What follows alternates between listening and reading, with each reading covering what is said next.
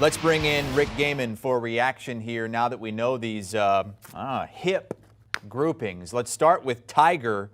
And boy, that is a lot of star power with Rory and Jordan Spieth. What do you think about that?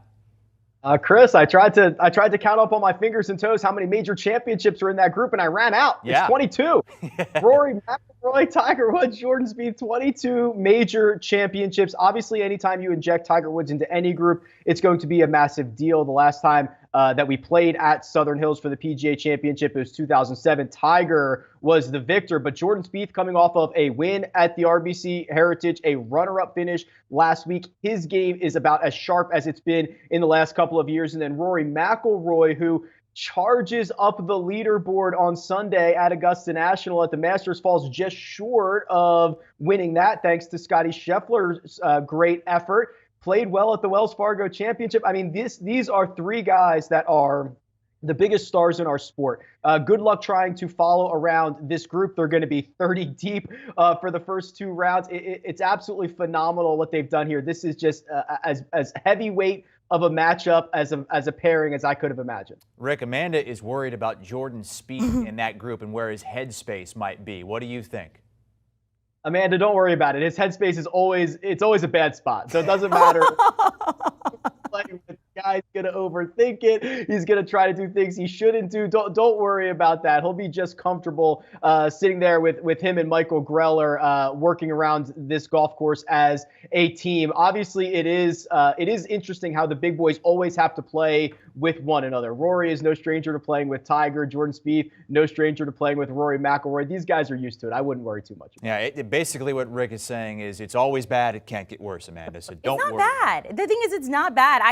There's a lot of pressure being in that group, and Jordan talks to him. He's going to be chatting up a storm. And he, again, goes I for want him to be the focused. career Grand Slam, which this is his sixth try to become the sixth person to go with a career Grand Slam. Let's move on to the grouping of the top three players in the world. This is a grouping of Collin Morikawa, Jon Rahm, and Scottie Scheffler. I kind of went in reverse order there. Morikawa third, Rahm second, Scheffler first. And both of these, all three of these guys are red hot when you factor in the recent results and the fact that Collin Morikawa is the only guy that's won multiple majors over the last 3 years.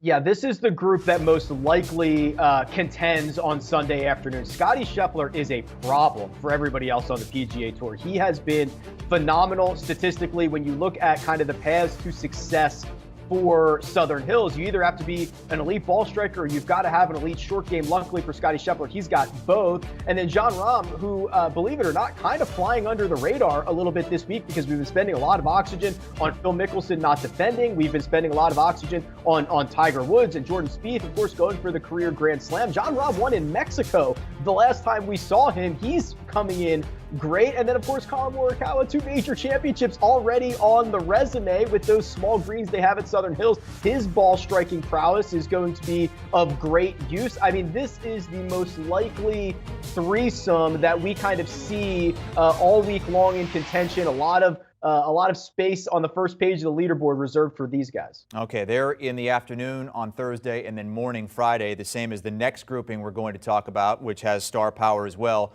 Guys that we can just use their initials, DJ, JT, and then Patrick Cantlay as well.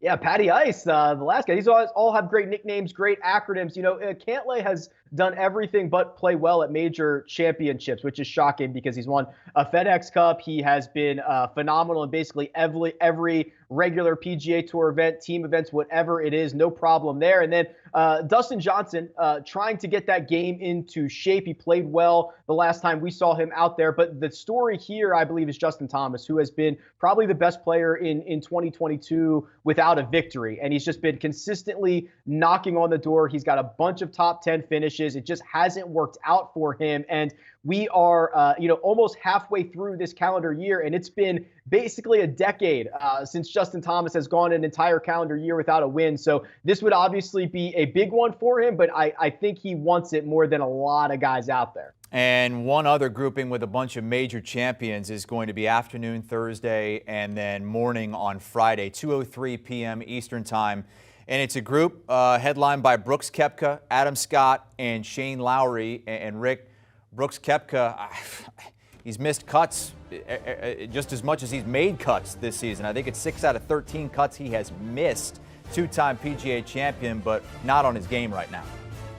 Not on his game right now, and even more concerning, the WD before the AT&T Byron Nelson last week. You know, Brooks Koepka historically likes to play the week before a major championship, and obviously I'm not going to doubt that strategy because he's been phenomenal in majors, but he withdrew before the event started, and he's kind of been banged up. He doesn't seem to be entirely healthy at the moment, so we've just got a lot of question marks about the state of his game. Adam Scott is someone who obviously has a Masters title on his resume and has been playing much better in 2022, but Shane Lowry is kind of the underdog, low-key guy who could contend this week. You know, he does not have a win here in 2022. He probably should have won at the Honda Classic if it wasn't for the skies opening up on 17 and 18 and really throwing, some volatility into that event, because he's been one of the best ball strikers that we have on the PGA Tour. He's been rolling the rock well enough. I would not be surprised to see Lowry kind of come out of this group and be the one that we're talking about on the weekend. And of all the players in the field, most likely to grab a $19 Michelob Ultra on the course, I think Shane Lowry might be that guy to do it during the round. Rick Gehman with us here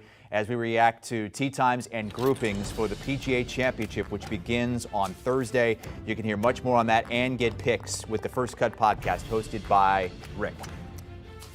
Do you want a sports network that delivers everything that matters about the game? The highlights, the picks, the instant analysis, no yelling, no fake debates, no politics. Hit the subscribe button and never miss a moment.